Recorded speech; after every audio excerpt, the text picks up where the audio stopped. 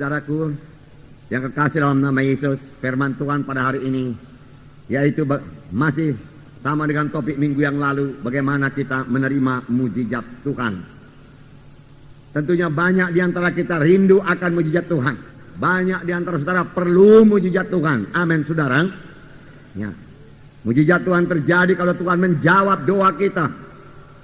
Dan mujizat Tuhan terjadi, saudaraku, di luar daripada pikiran kita. Tidak bisa kita analisa dengan pikiran kita.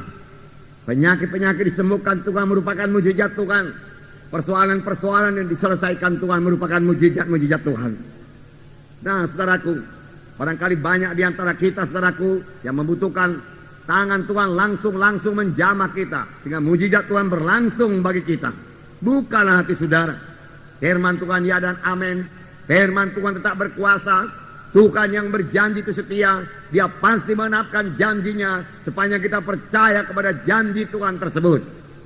Firman Tuhan ini dituliskan bagi kita supaya kita percayai, supaya kita beriman pada firman Tuhan ini, supaya kita terima firman Tuhan ini, supaya ucapan kita seturut dengan firman Tuhan.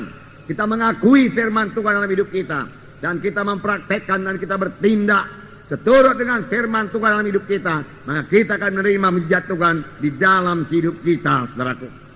Boleh jadi saudara memiliki persoalan penyakit. Sudah berapa lama saudara sakit dan belum sembuh juga. Hari ini saudara pandang kepada Tuhan Yesus. Pegang janji-janji Tuhan. Tuhan yang berjanji itu setia. Tuhan berkata, oleh bilur-bilurku engkau sudah sembuh. Berarti oleh bilur-bilur Yesus kita sudah sembuh, saudaraku. Saudara boleh jadi persoalan keluarga, saudaraku. Saudara dengan pikiran manusiawi kelihatannya tidak ada jalan keluar. Firman Tuhan berkata tidak ada yang mustahil bagi Tuhan. Tuhan memiliki jalan keluar yang sangat bijaksana. Bersandarlah kepadanya, memandanglah kepadanya, percayalah, mohon hikmat daripada Tuhan. Maka Tuhan akan memberikan jalan keluar atas persoalan saudara. Boleh jadi persoalan-persoalan keuangan, saudaraku. Hingga saudara sendiri sudah merasa malu akan persoalan keuangan tersebut. Saudara mohon lagi pertolongan Tuhan, mohon hikmat daripada Tuhan. Apa yang saudara perbuat, Tuhan akan memberikan jalan keluar, saudaraku, atau persoalan-persoalan lain yang secara manusiawi sudah rasanya tidak mungkin buat diselesaikan. Tuhan kita mempunyai mujizat. Saudara, pekerjaan Tuhan ini ajaib adanya. Kelahirannya ajaib, perkandungannya ajaib, saudaraku. Pelayanannya ajaib. Dan sampai sekarang dia masih melayani. Dia tidak berpangku tangan. Dia masih mendengarkan doa kita. Dia masih menjawab doa kita, saudaraku. Pelayanannya ajaib. Kematiannya ajaib, saudaraku. Kebangkitan dari kematian ajaib. Kenaikannya ke sorga ajaib. Dan dari sorga dia melayani dan mencurahkan Roh Kudus juga ajaib. Semua tidak bisa diterangkan dengan akal manusia. Itulah dia Tuhan kita, Tuhan Yesus. Tuhan yang hidup, Tuhan yang ajaib, Tuhan yang berkuasa. Tidak ada kuasa yang lebih besar daripada kuasa Tuhan Yesus, saudaraku. Nah, saudaraku, hari ini buka hati saudara. Terima firman Tuhan ini. Percayai mujizat Tuhan terjadi dalam hidup saudara. Karena firman Tuhan saudara dengarkan pada hari ini adalah firman Tuhan yang tidak berubah, saudaraku. Banyak orang telah menerima mujizat Tuhan. Dari kesaksian-kesaksian tiap-tiap minggu dalam berita iman, saudara melihat bagaimana kuasa Tuhan bekerja dalam hidupnya. Bagaimana Tuhan mengobatkan hidupnya. Tidak terkecuali bagi saudara juga yang membutuhkan mujizat Tuhan pada hari ini. Kita akan membaca Yosua pasal 6 ayat 1 sampai 20. Ini sambungan dari Yosua pasal 3 yang kita baca minggu yang lalu. Bukalah kitab saudara Yosua pasal 6 ayat 1 sampai 20. Kita baca bersama-sama. Dalam pada itu, Jericho telah menutup pintu gerbangnya, telah tertutup kota itu karena orang Israel, tidak ada orang keluar atau masuk. Berfirmanlah Tuhan kepada Yosua, ketahuilah, aku serahkan ke tanganmu Jericho ini beserta rajanya dan pahlawan-pahlawannya yang gagah perkasa. Haruslah kamu mengelilingi kota itu, yaitu semua prajurit harus mengedari kota itu sekali saja. Demikianlah harus engkau perbuat 6 hari lamanya. Dan 7 orang imam harus membawa 7 sangkakala tanduk domba dengan tabut. Tetapi pada hari yang ke-7, 7 kali kamu harus mengelilingi kota itu, sedang para imam meniup sangkakala. Apabila sangkakala tanduk domba itu panjang bunyinya, dan kamu mendengar bunyi sangkakala itu, maka haruslah seluruh bangsa bersorak dengan sorak yang nyaring, maka tembok kota itu akan runtuh. Lalu bangsa itu harus memanjatnya masing-masing langsung ke depan. Kemudian Yosua bin Nun memanggil para imam dan berkata kepada mereka, angkatlah tabut perjanjian itu, dan 7 orang imam harus membawa 7 sangkakala tanduk domba di depan tabut Tuhan. Dan kepada bangsa itu dikatakannya, majulah, kelilingilah kota itu, dan orang-orangnya bersenjata harus berjalan di depan tabut Tuhan. Segera sesudah Yosua berkata kepada bangsa itu, maka berjalanlah maju ke 7 orang imam yang membawa seluruh sangkakala tanduk domba itu di hadapan Tuhan. Lalu mereka meniup sangkakala, sedang tabut perjanjian Tuhan mengikut mereka. Dan orang-orang bersenjata berjalan di depan para imam yang meniup sangkakala, dan barisan penutup pengikut tabut itu, sedang sangkakala terus-menerus ditiup.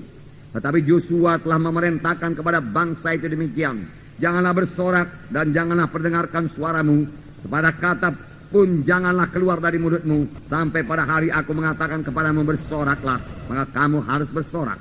Demikianlah tabut Tuhan mengelilingi kota itu, mengedarinya sekali saja. Kemudian kembalilah mereka ke tempat perkemahan dan bermalam di tempat perkemahan itu. Keesokan harinya Yosua bangun pagi-pagi, lalu para imam mengangkat tabut Tuhan. Maka berjalanlah juga ke 7 orang imam yang membawa ke 7 sangkakala tanduk domba itu di depan tabut Tuhan. Sambil berjalan mereka meniup sangkakala, sedang orang-orang bersenjata berjalan di depan mereka, dan barisan penutup mengikut tabut Tuhan, sementara sangkakala terus-menerus ditiup. Demikianlah pada hari yang kedua mereka mengelilingi kota itu sekali saja, lalu pulang ke tempat perkemahan. Dan begitulah dilakukan mereka selama 6 hari lamanya. Tetapi pada hari yang ke-7 mereka bangun pagi-pagi ketika fajar menyingsing dan mengelilingi kota 7 kali dengan cara yang sama. Hanya pada hari itu mereka mengelilingi kota itu 7 kali. Lalu pada ke-7 kalinya, ketika para imam meniup sangkakala, berkatalah Yosua kepada bangsa itu, bersoraklah, sebab Tuhan telah menyerahkan kota ini kepadamu. Dan kota ini dengan segala isinya akan dikhususkan bagi Tuhan untuk dimusnahkan. Hanya Rahab perempuan sundal itu akan tetap hidup, ia dengan semua orang yang bersama-sama dengan dia dalam rumah itu, karena ia telah menyembunyikan orang suruhan yang kita suruh. Tetapi kamu ini jagalah dirimu terhadap barang-barang yang dikhususkan untuk dimusnahkan, supaya jangan kamu mengambil sesuatu dari barang-barang yang dikhususkan itu setelah mengkhususkannya, dan dengan demikian membawa kemusnahan atas perkemahan orang Israel dan mencelakakannya. Segala emas dan perak serta barang-barang tembaga dan besi adalah kudus bagi Tuhan. Semuanya itu akan dimasukkan ke dalam perbendaharaan Tuhan.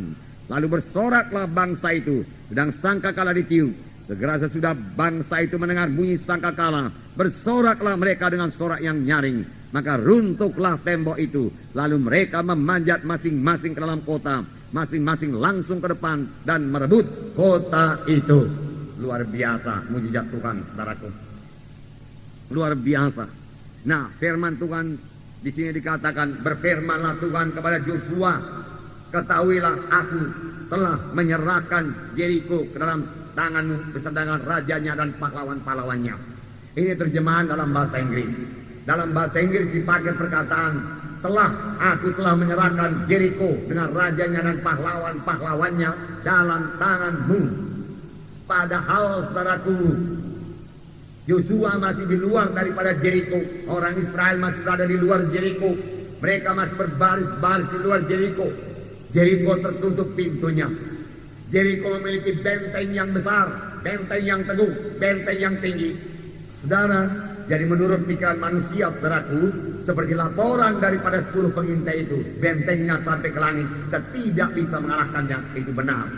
Tetapi kali ini, saudaraku, bangsa Israel maju dengan iman. Kali ini mereka maju dengan memegang perjanjian Tuhan. Tuhan berkata, benteng Yeriko telah aku serahkan kepadamu. Tuhan berkata, dan mereka mempercayai apa yang dikatakan Tuhan. Meskipun saudaraku, menurut cara berpikir manusiawi saudaraku, hal itu saudaraku mustahil adanya saudaraku. Tetapi Tuhan berkata, aku telah menyerahkan Yeriko kepadamu. Aku telah memberikannya kepadamu. Milikilah. Beginilah caranya kamu memilikinya.